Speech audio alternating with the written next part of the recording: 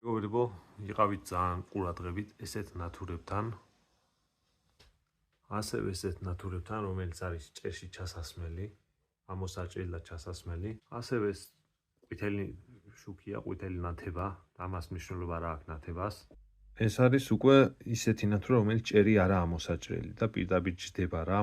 შეგიძლია პროფილზე ან ხეზე თავის სამაგრია და თავის სამაგრზე ჩასვა, მაგრამ პრინციპი ერთი აქვს ამ ლედ ნათურებს, ერთ სიტყვით აგერ ხედავთ ახლა ეს კი საბაზანოში იყო და დანესტილი იყო და ნესტიდან მოხდა, მაგრამ არის შანსი რომ გაუჩნდეს ცეცხლი, კონდენსატორი როცა ფეთქდება, იქ კიდე რაღაც ნაწილია გამართველია თუ არ ვწდები დაზიანებული.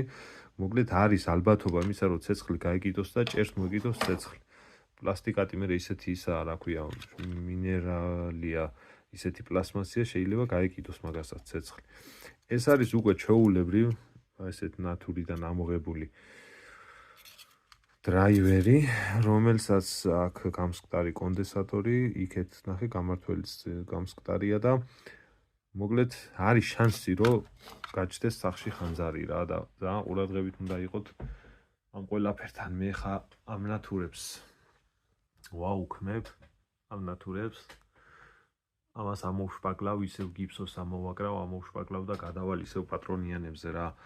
ან მაშინ რა ვიცი ისეთ ხარისხის უნდა იყიდოთ, სადაც უკვე დაზღვეული იქნებით და არ მოუვა რამე ჩებე. მაგრამ ეხა მაგაზე გარანტიას ვინ იძლევა?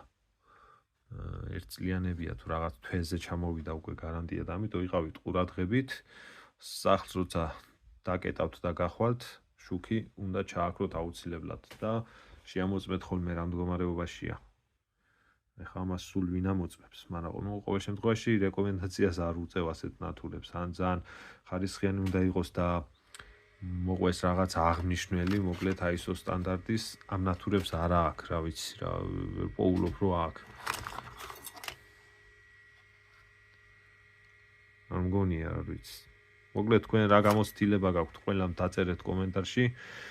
მოკლედ თუ რამე პრევენციის მიზნით არის, უნდა ვიმოქმედოთ, ვიყოთ ყურადღებით და მოკლედ არ არის სანდო ეს ჩინური ხარახურა ნათურები რა.